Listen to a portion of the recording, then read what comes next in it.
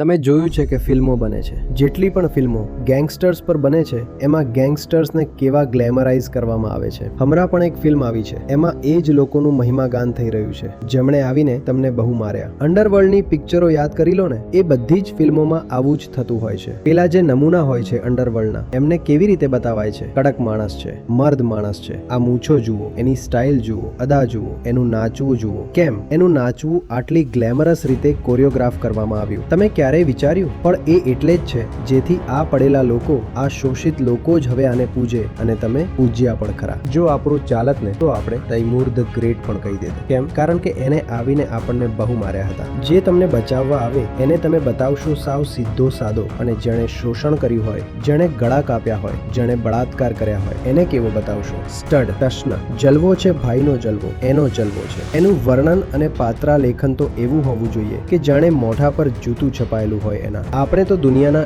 એ જૂજ દેશોમાંના છીએ જેમણે શોષણને જ સંસ્થાકીય બનાવી દીધું. જ્યાં સુધી આપણી આ પરંપરા ટકી રહેશે, જે તમારું શોષણ કરી રહ્યો છે એ જાણતા હોવા છતાં કે એ શોષક છે, એ અન્યાયી છે, તો પણ એની સામે માથું નમાવતા રહો. ભારતમાં જે થઈ રહ્યું છે એ થતું રહેશે.